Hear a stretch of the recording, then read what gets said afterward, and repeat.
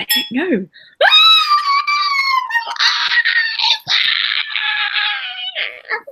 This is exciting. So, hey everybody, it's me, Leonie. I thought, what would be really, really fun is to interview an elephant with a water trunk. Not really. That was just you drinking. It is. It is. It's water bottle. So anyway, as many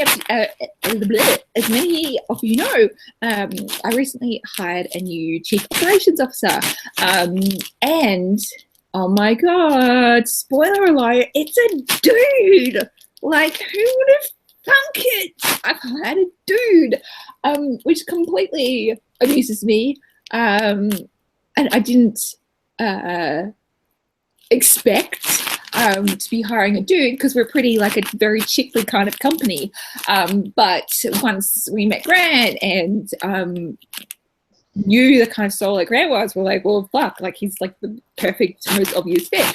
And our whole team loves him, and he's just a walking hard on legs. And I know you guys are going to totally adore him as well. And so I thought, what would be really fun is if I interviewed him and actually got to introduce him to you guys, because you guys are gonna he's gonna be part of this world now, and it's pretty fucking awesome and it's magical. So hi, Grant. Hello. Doesn't it feel weird? It's like, oh god, like first impressions, like fuck.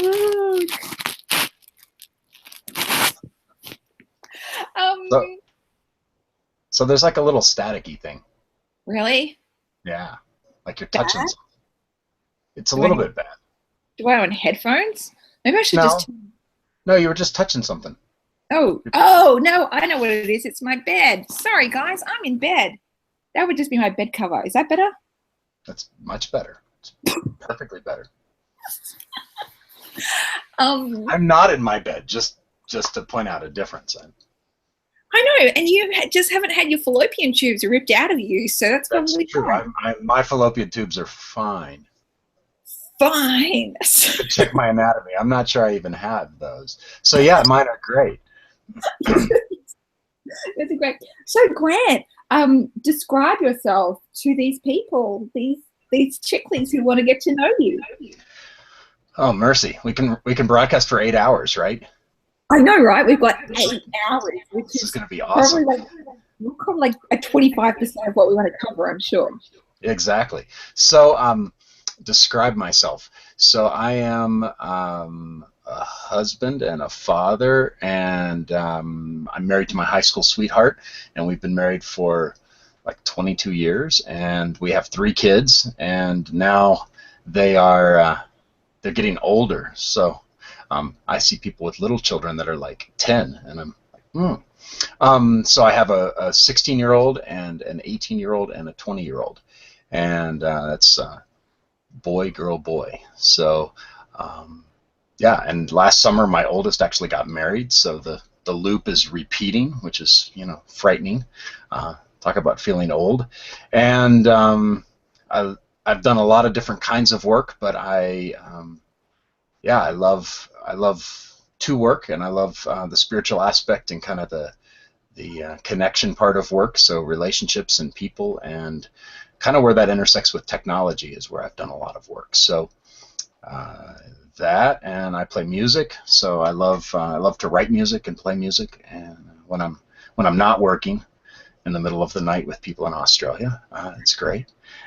And, yeah, so that's me in a nutshell, I guess. And yeah, sometimes I like to get outside of my office. I live in Colorado, and it's beautiful. So my kids accuse me of working more than I should, so I'm working on that as well.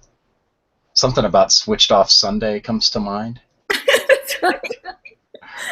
I have to intervention Grant, and I've even got his wife's email address, so I can email his lovely wife Jenny and go, hey, how much is Grant working? Is he like actually like stopping work before midnight because he is supposed to? Yeah. Except for tonight. We'll make a special dispensation. Yes, well, tonight's special.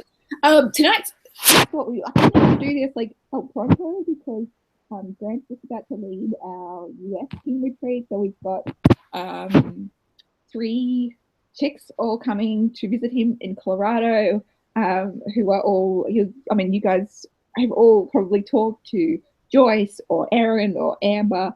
So they're all flying in to where Grant is in Colorado, and they're going to have an amazing time together.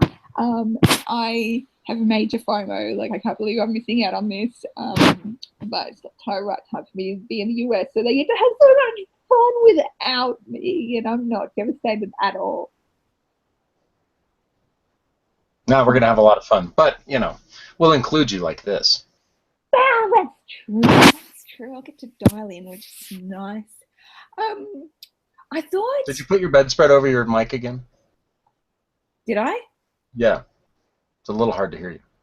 I'm going to turn off the rest of the shit on my computer, and maybe that will help. I'm just going to see if that works better. Is that any better? Yeah, it's better. No, it just got quiet there for a minute. Like, we could see your lips moving.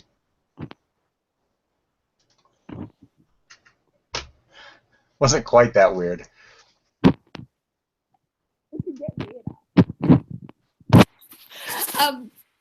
I thought it would be funny to tell everybody how we met, because a lot of people will probably want to know, like, how do you hire a chief operations officer, and what does a chief operations officer do? So I thought we should probably answer those questions for these lovely people. Sure. So I want to preface this by saying I personally have found the best way I know to hire people is not by doing a traditional hiring process. Me and Grant do joke about this, that I only hire people that I know. And I have found that very useful. So now, Grant, do you want to, I'll invite you to share how we came to be working together, and then I can tell my version of events later. Excellent. So so my last world was a technology company, and I was brought in by another consultant to build some technology for Leonie, and we were working on a project and had reached a critical juncture, and so we got on Skype, and we hadn't actually had a direct conversation, but we got on Skype, and I think Leonie was ready to kill me. It seemed like one of Leonie's strengths is that she's incredibly direct, so you never have to worry of like what she's thinking. She's very clear about what she's thinking, and excuse me. So she was quite clear, and but very quickly it turned out that I was actually good with where we were, and we fixed things and sort of kicked into GSD mode, and so then from there things kind of changed. So and that was in the fall, and the book launch, as many of you may know, last year was not the smoothest operation ever done in the history of operations and launches, and so we all learned quite a bit through that, and in the process Leonie and I figured out we enjoyed working together, and I enjoyed her team quite a bit and some of the opportunities that were on the horizon, and I think she was plotting in the background and trying to find ways to make things seem more attractive maybe, but eventually she won. So yes. It did. So is that the whole story? That's the whole story. That's all. Yeah, that's all the relevant parts. So let me elaborate.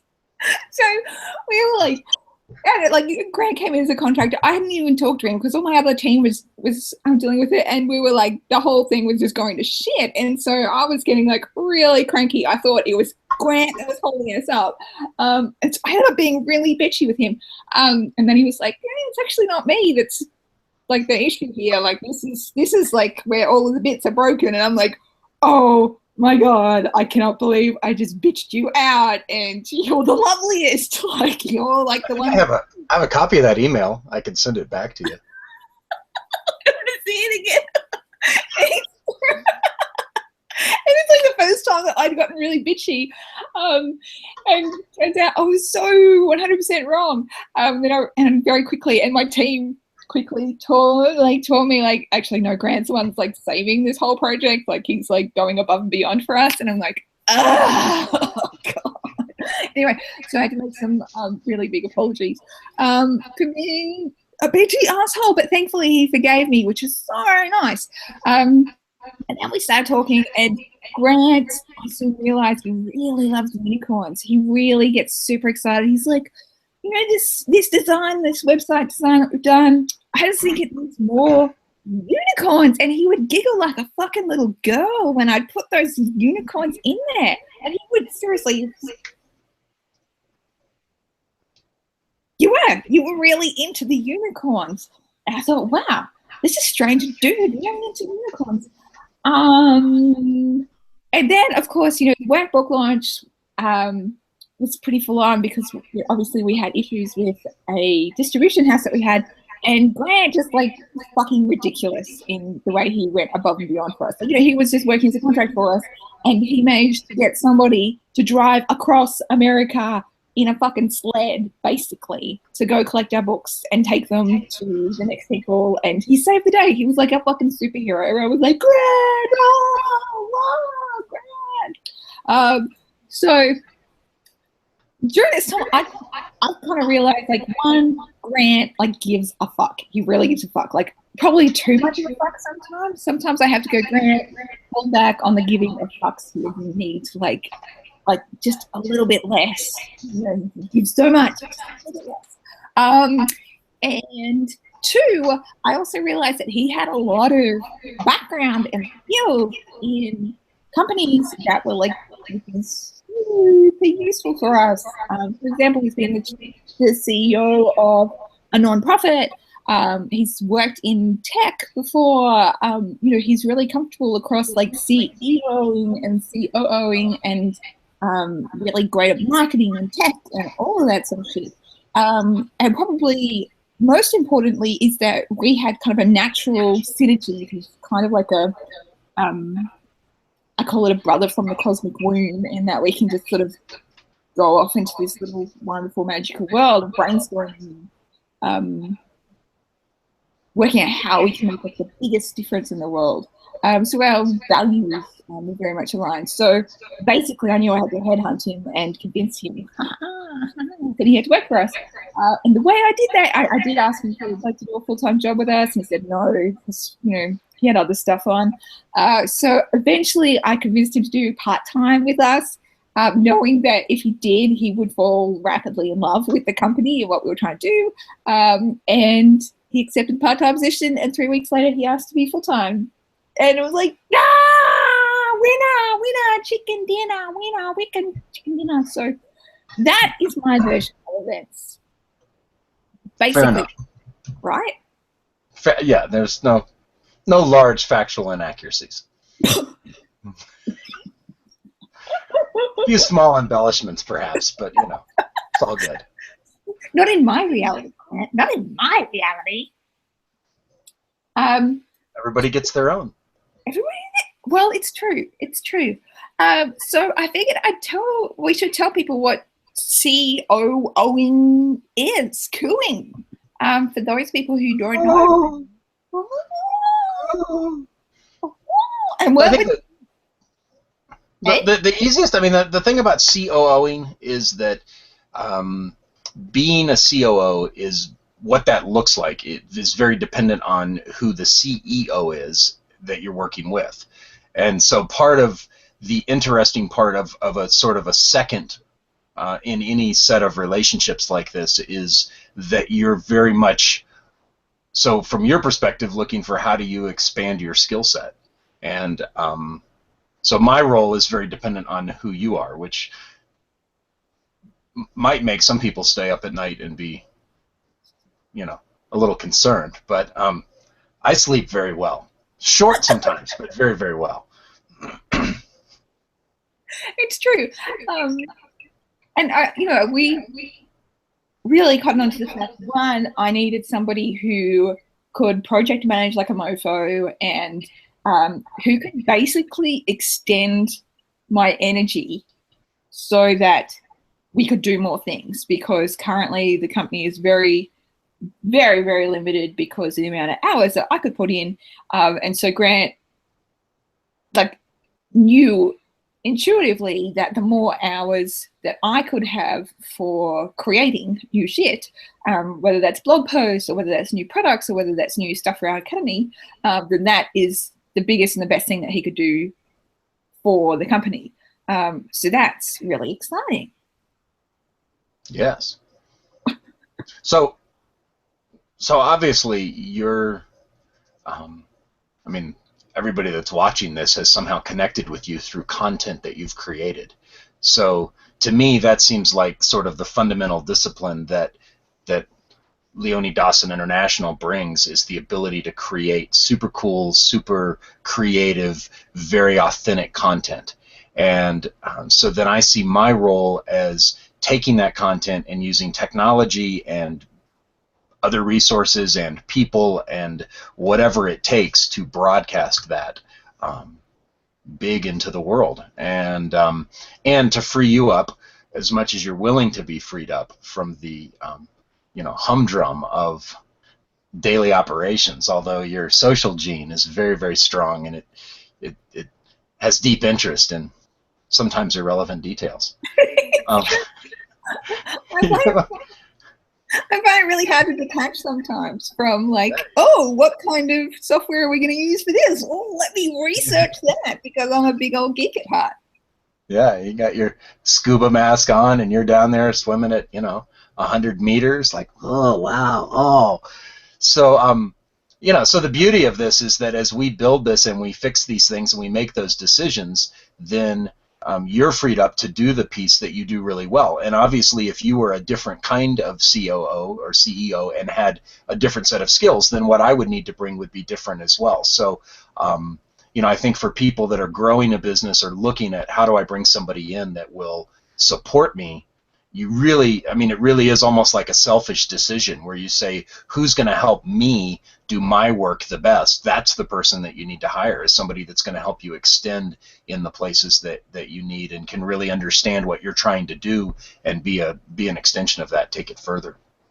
That is very true. That's a really good point. And for me too, like part of the gift that you offer me is really being a creative coach in a way. Like you really call me on my shit, which I'm very appreciative of. And you're like, well, why aren't you writing this thing? Because you're supposed to be doing that. Like, why are you like dicking apart about in this part of the business when you really just need to be creating? And hey, I need those workbooks to go off to print now, so can you do those now, please? Which is really useful for me, to have somebody who's just like, do your fucking important shit, Leonie. So it's kind of like Grant's very much a built-in creativity coach for me, which is really good. And plus, he sort of has this great background, because if you search Grant Andrew on Spotify, for example, you'll find Grant's album, because he's a really beautiful singer-songwriter. And so he already knows what it takes to create, and he can kind of speak that language, and knows how to turn it into production. So it's really fucking useful.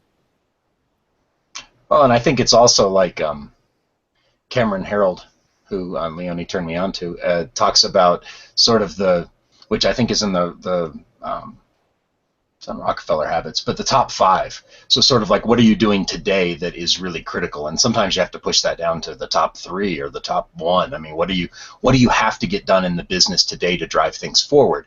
And in a creatively driven business, the risk is that administrative stuff overwhelms the creative process. And I think that's kind of a limiter that limits a lot of people who are creative, is you go off and you build something. And I know for myself, even as a songwriter, there's this sort of flash of inspiration and this incredibly addictive high of the creative kind of genius, like strike, and it's like a lightning strike, and you're like, wow, this is amazing, and you kind of get lost in that moment. And then the reality is nothing else is quite that exciting in the rest of the process. And so turning that into something real that can be used in some way in the world, and taking that creative little bit that you were sort of gifted and putting that out there where you can pass the gift on, most of that work is sort of humdrum. And if you get stuck doing too much of it, or you don't have the ability to kind of manage that process well, eventually you stop looking for lightning strikes because it just makes more and more work. It's true. It's completely true. Thanks. Stop. I'm good. I've had enough. I don't need any more interruptions of genius here. Yeah. Muse, go find somebody else. Exactly that. And I should mention as well, like, this is before even Grant started working with us. No, he was working as doing our tech stuff, and I was talking to him one day, and we were just having random conversation because we're both really chatty Cathy's, and we cannot stop talking. We just shut up. And I said to Grant this morning, like, if we were in school together, we would not be allowed to sit together because there would just be too fucking much mayhem right there. It'd be like, you guys sit apart, behave, and stop talking and laughing. Anyway, but I was talking to Grant about hyperemesis gravidarum, and he's, he was the one who said, why don't you write about it? Why don't you draw about it? Like, you seem wounded by this. Why don't you create something from that?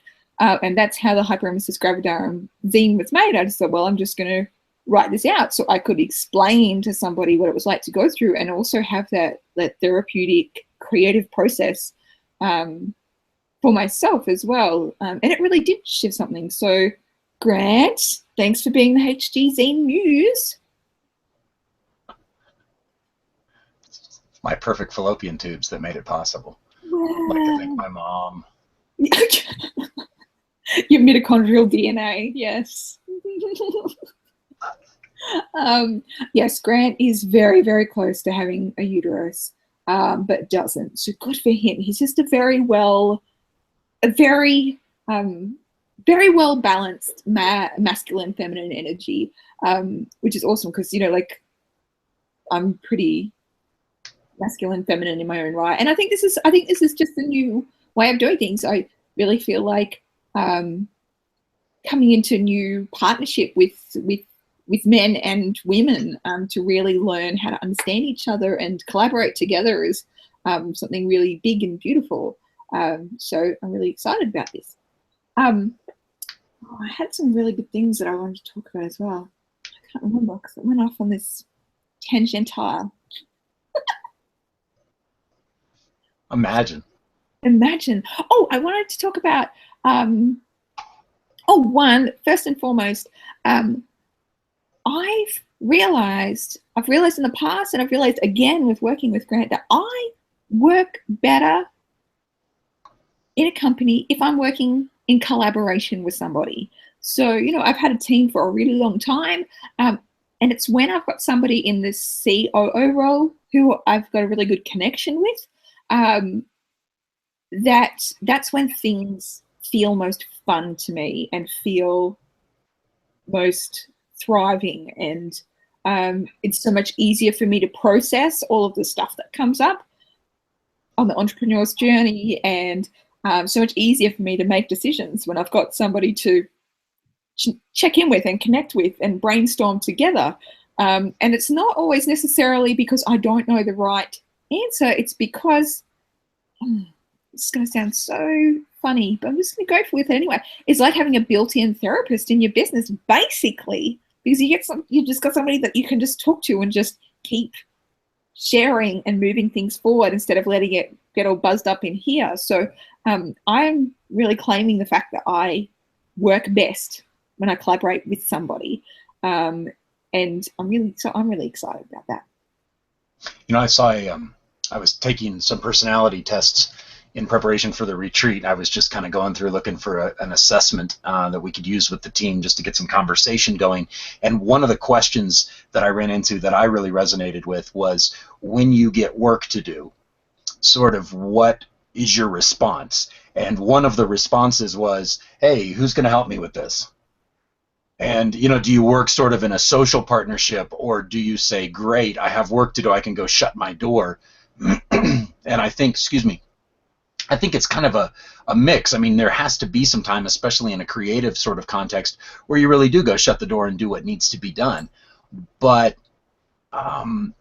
there is that social aspect, and I know for myself as a leader, sometimes it's also about how far do you have to process an idea before you can sort of hand it off. And I think that in you and I's work, it's pretty raw. You're sort of like, I have this vision that I haven't really fully birthed, but help me think about where it could go. Help me figure out what we could do with it. And that's a very I think really helps from a leadership perspective, sort of helps you versus having to sort of get it down to the point where you can say, okay, great, here's where we're going to go work.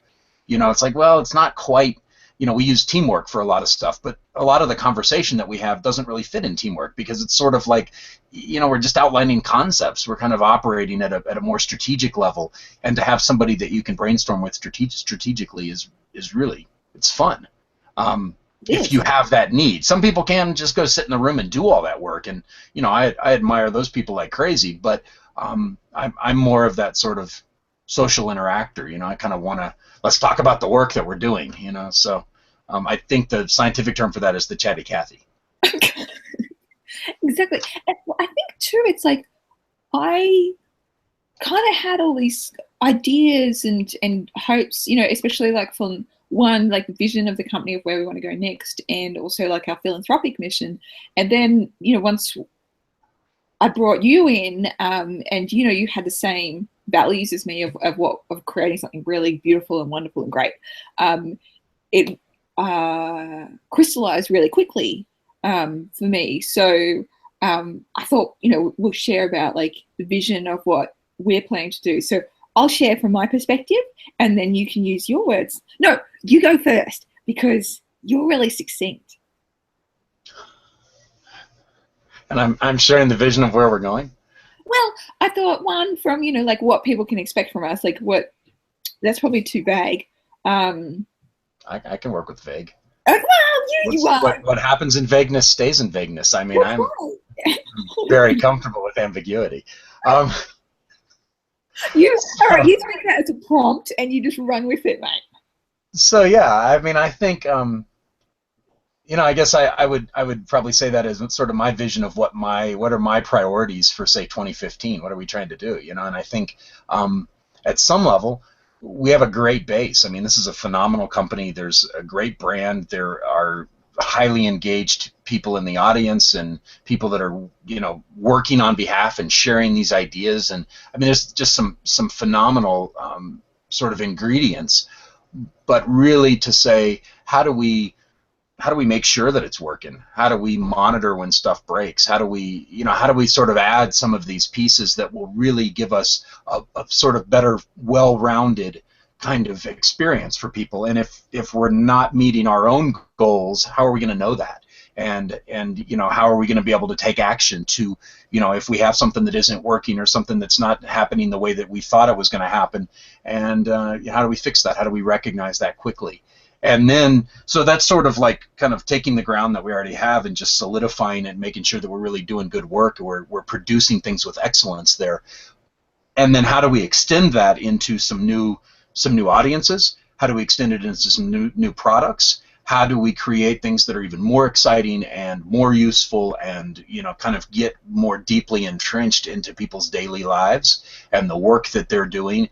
And a piece of that is sort of some of the plans that we've already put into place with moving from just an annual planner to a daily diary or planner that enables you to kind of take some of those big picture concepts and push them down. That's what we all struggle with, right? I mean, if you get people by themselves and you say, hey, what's important to you? People can articulate their values most of the time. They know what they're trying to do. I know what I'm trying to do with my kids. I know what I'm trying to do in my work. I know what I'm trying to do with my marriage and the friendships and relationships around me. It's just I'm so stinking busy, and I don't have time to get all that in there. How do we help support that more, and continue to build strong links with the audience to say, what do you guys need? What do you need us to be? Really, at the end of the day, we're servants. We're here to actually create and lead in a direction, but for a group of people, and we want to hear that. We want that to be a two-way conversation.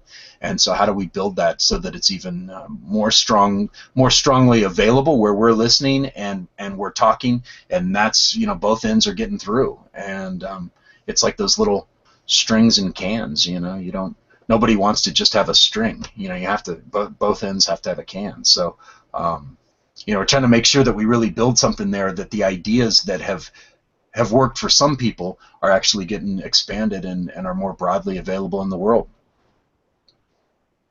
Is that roughly what you had in mind? That's, like, it's so not what I was going to say, but it's like a different meta level, because like I was going to talk about this one thing and then you've gone underneath and talked like the structures and systems behind it, which is perfect. Like that's why we work together, because we talk in different ways. I mean, for instance, there's definitely talking in different ways. There's definitely talking in different ways. Oh my God. And so before I lose this train of thought, for me, really realizing the academy is still like our number one focus. And so we're doing the membership site redesign at the moment, and releasing that in the next 6 weeks, I'd say. And that's going to be fucking amazing. It just takes it to the next level, and we've got so much content that we want to produce and even more support and systems to put in there, basically just to make it even more like the most incredible like experience possible for our members. We're so excited. Yes, can I say something right there? Just like, like the same kind of idea though, right? So we want like a vast amount of content, but we also want like the content that you need, the content that you have time for, the content that is next for you to be able to be identified and discovered. And the current site has got just like really, really long pages and really, really long, it's just like, wow. I mean, everywhere you turn around, there's like a fire hose of information. You're like, double your business now. And, some people are like, yes, this is amazing. And some people are just like, wow, I'm just so tired, I don't know if I can, what if I just like got a quarter of my business, and I can't double it. Can I just make it a little bigger? So how do we actually support that? And how do we help you know where you are? And how do we start to really take advantage of some of the technical capabilities to create, something when you log into and look at, you kind of know what your path is, your journey is. And not as much that we're dictating that, but you're saying, hey, here's the stuff I want to work on.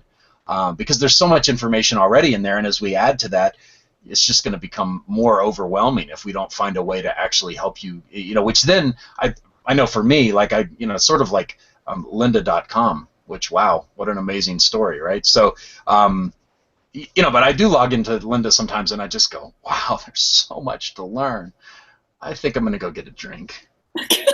It's just too much, so we don't want that. We want to create something that when you log in, it's like, boom, here's the next little point that you're going to jump to. And so we're going to make a lot of those changes, and we're also building a base that's going to give us a lot of flexibility as we extend into the future. So mobile responsive, something that you can look at on small devices and iPads and all of that, and then ultimately some electronic coursework, so that not everything is PDF based if you happen to be logging in from 2 devices. So there's a lot of vision that we can extend there, but all of it goes to that. How do we help you get down to really doing something today? Totally. And yes, we've got so many ideas about how to make it like even just like the most beautiful, like supported experience, and like really delighting our customers, like Zappo style, because Tony Hsieh is I'm so fangirling him at the moment. It's like I dream about him. I dream about Tony Hsieh. You're trying to make me dream about him. That is not going to work. Yeah, well, but it's, oh God. Anyway, I don't want to say, because I don't want to say what we're going to do, because I would rather just go ahead and just like delight all our members first. And then we can, and then we then we did this, and it was fucking awesome. And of course we're extending the 2016 product range to have the weekly diary, the desk pad, the to-do list, all that sort of stuff, and working on how to make it even more amazing. The next part is, and I'm very fucking excited about this, is we are looking at becoming a B Corporation. And if you look at B Corporation online, it's all about doing business for good and taking an assessment of where you are, where your company is environmentally, and how socially conscious it is, and how much it benefits, like how much it donates money, how much it supports like all of its staff, all that sort of things. So we are now working on, how can we create the biggest positive impact possible through the company, and how can we make sure that every single part of our business walks its talk, from a spiritual level, from our values level. So, all of our books are going to be on recycled paper from now on. It will all be through companies. We'll still be choosing printing companies, in China, because that's basically the printer hub now. But how can we choose a printing company that also has the same social and economic consciousness, not economic conscious, environmental consciousness that we are embodying? So making sure that all of our suppliers give a shit as much as we do.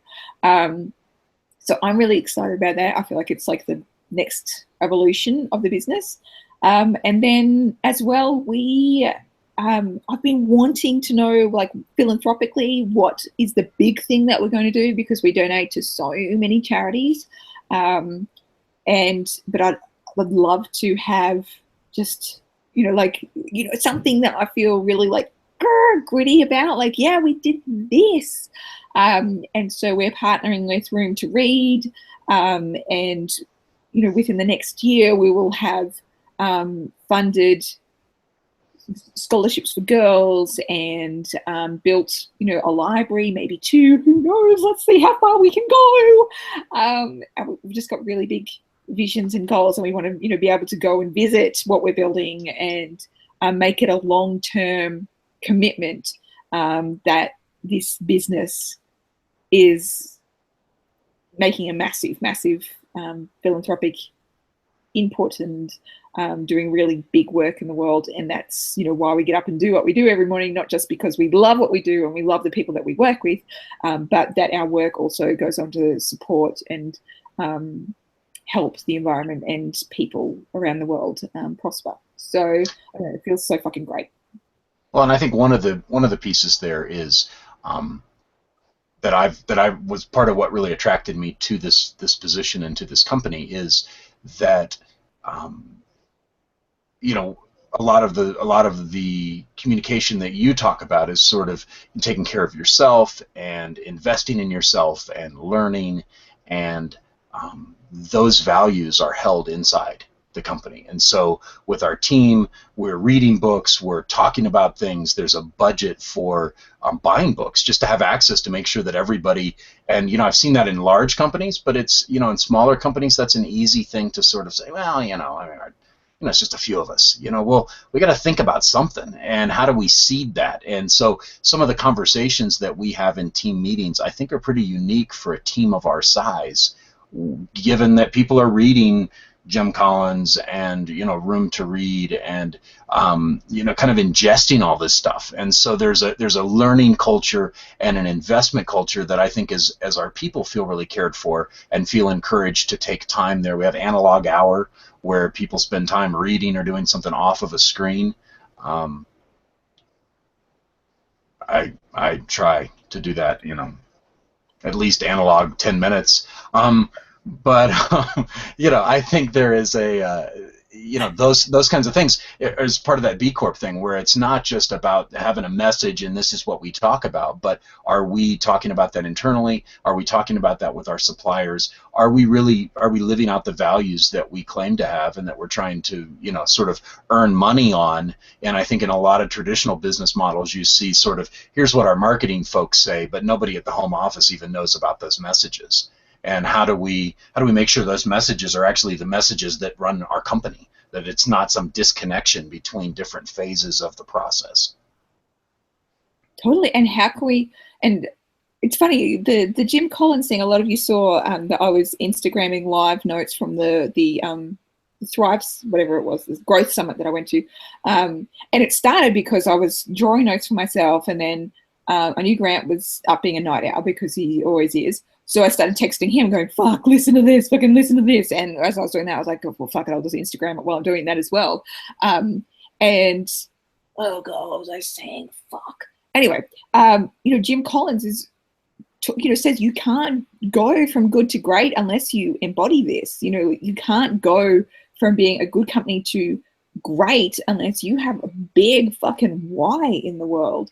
And I really, truly believe that this is where spirituality intersects with business, because this is the new way of doing business. It's about making sure that it is a win-win-win everywhere, and that every person in every relationship feels like they're the one benefiting from it.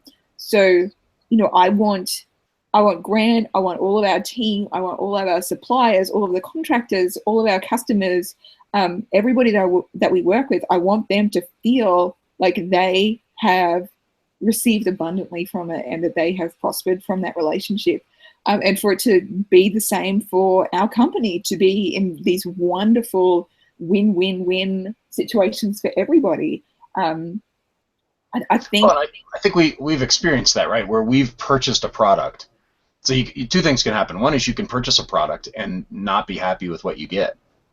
So it doesn't really matter that you spent money or that you took time to research things or that you tried to make a good decision as a consumer. It turns out you still didn't get the right thing.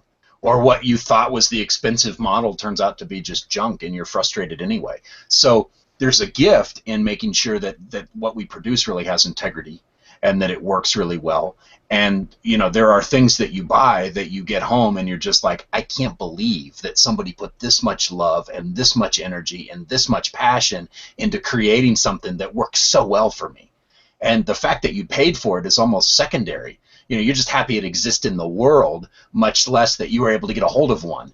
And, I think if that's really the drive, as opposed to saying, how do we create sort of the smallest possible product that we could create that people will buy? How do we create something that, it has 28 pages. It's more than 25, for instance. You should buy this. It's like, how do you create something that people just go like, wow, this is amazing? And I think then that also feeds the souls of the people who are part of that creative process. And you really feel like you're helping to give people abundance as a part of the process and not kind of holding back. And I think as employees, people feel that when they're being used as a buffer to prevent value from flowing to people. To say my job is to make sure that people don't get a deal. It's like, no, we want our people to actually be giving people deals. That's the point. And we've played with these titles a little bit in past months, but Chief Happiness Officer, or what does it look like in customer support, even to say your job is to really take care of people. And I think that was part of the thing from Zappos is you don't have average handle time in your call center because you want people to talk. If people call and they want to talk about shoes or whatever they're interested in, your job is to talk to them. Your job is not to get them off the phone. And I mean, this is just the exciting thing. And part of that is I feel like one of the things that I have that I want to make even better is the fact that I know that I overproduce. So like you buy something from me and it's not just like the tiniest, most sparsely populated ebook ever. I'm just throwing so much information at people because I just want to be able to share every single thing that I know, and it can be really overwhelming. So now it's like, okay, how can we, like with the Academy, how can we break that up into really bite-sized chunks? So like Double Your Business, it's huge. And so now we've got our beautiful copy editor turning it into W Business 365, which is over a year. So it's just like one bite-sized chunk for each day so that I don't overwhelm people with my information overload. How can we create something that is truly beautiful and useful and take, the groundswell of this last 5 years of the Goddess Circle and the Academy and keep revolutionizing it into the next level of support and, something amazing for members, because we've had members in there that have been in like a member from the very, very beginning. And how can we make them like fucking be like, I can't even believe that this is happening now. This is so amazing. And then how can we delight all of our new customers as well? It's turning it from just like turning the primary focus into delight now. And holy shit, how fun is that? Turning it into delight. How can we delight people even more? Absolutely. I've got about 8 minutes remaining on my battery before this dies up the ass. I'm so disappointed. I thought we had 8 hours. I know. What a... I'm not going to make it 8 hours, so. It's like midnight, is it? 8 minutes is perfect. Yeah, 8 minutes is perfect. Let's wrap that up, and Grant might get some sleep today. So yes, I'm very excited. Also, Grant is obviously got lots and lots of gifts, and so for Academy members, you'll be seeing Grant producing courses with me because it's a total chatty Cathy, and like as if you can get him not talk. But yeah, to be serious, no, he's got lots and lots of wisdom that he wants to share as well, and I think it would be really fucking fun to have a co-teacher on this stuff. The whole, it's really nice to have a soul brother to co-create with. And we're also looking at potentially producing the male version in the future. The male version of the workbook in the future. So just set my darling husband just appeared at the door. Wind that up. Yeah, I've got 6 minutes. I've got 6 minutes left. Thanks, baby. Have you made dinner?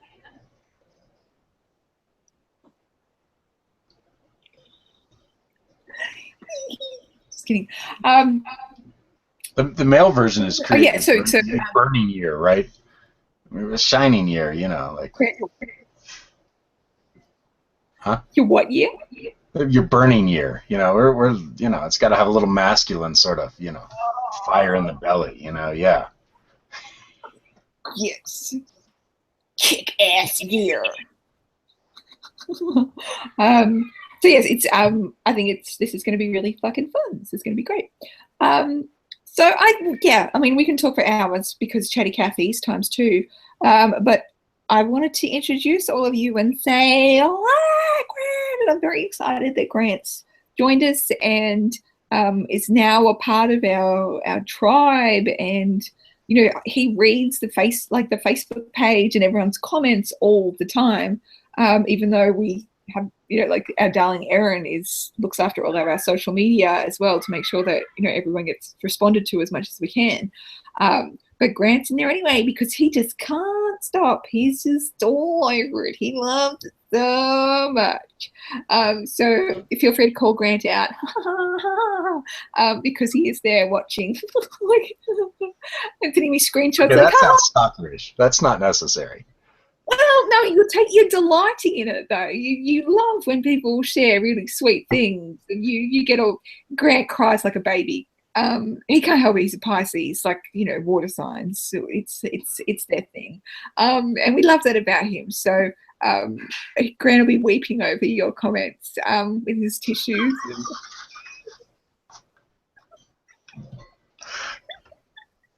And we will love that. So yes. So that was it. There's more to come. This week is the team retreat that Grant's leading. I won't obviously be in physical attendance, but I'm very grateful that he's put together a Leonie's head on a stick. They're going to be creating videos and pictures there together. So it's going to be really, really fun. And I'll make sure that they share the photos as they happen because it's going to be fucking hilarious. So Joycey baby and lovely Erin and Amber will all be there with Grant in beautiful Colorado. And I'm so stinking jealous, but at least we all get to share in it by the one of the social media. So yes, bazinga. And Grant is coming over to Australia in August. And his lovely wife's coming over. And we're going to have a fucking house party. And it's going to be the greatest. So we have lots and lots of exciting things planned. And it's going to be great. And this is Grant. Yeah. So, Grant, any final parting words? I'm happy to be a part. So looking forward to the future.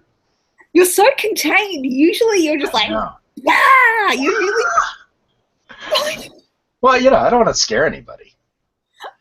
It's important to have a process of opening, you know, that's like measured, and you know, it's like a flower, you know, and then like one day you just look and you're like, wow, you know. Right. Well, this is true. Like usually this process is like us laughing so hysterically that I fall off a chair. And then we Which is just the point that cry. I start laughing hysterically because that was funny. That was funny. And then he starts asphyxiating because there's too much oxygen and all that sort of stuff. So that's how that usually goes. And yes, so be prepared, people. It's the Grant and Leonie show. So fun.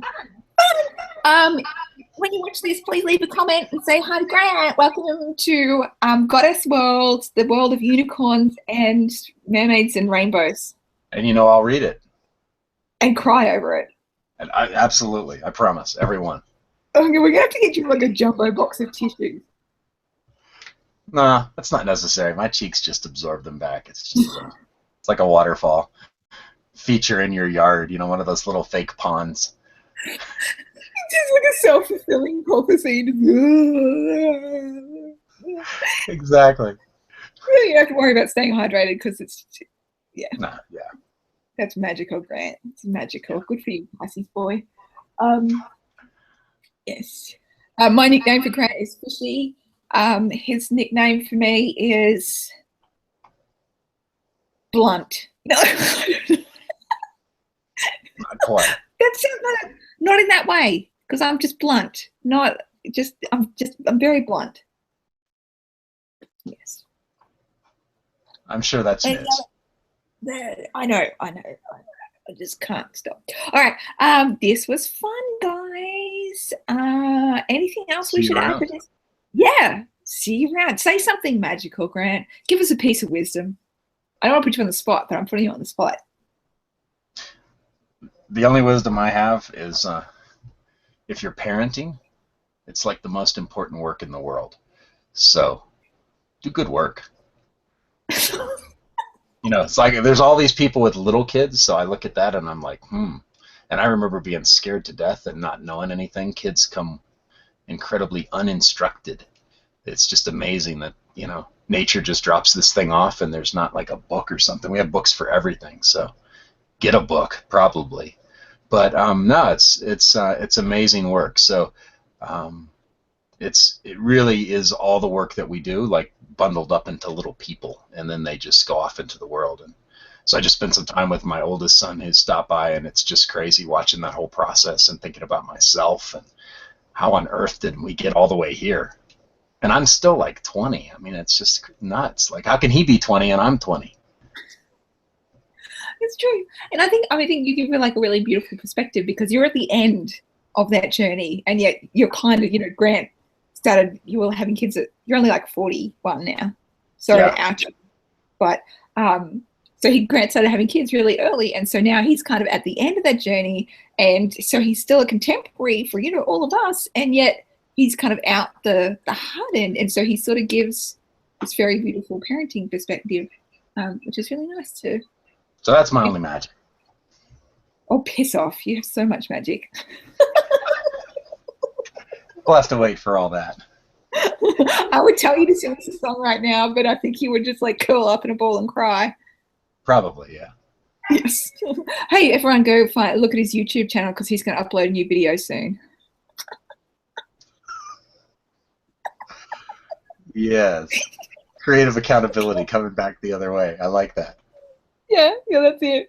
All right, okay, I'm going to have to go before everything dies. Thanks, everybody. Thanks, Grant. Yay!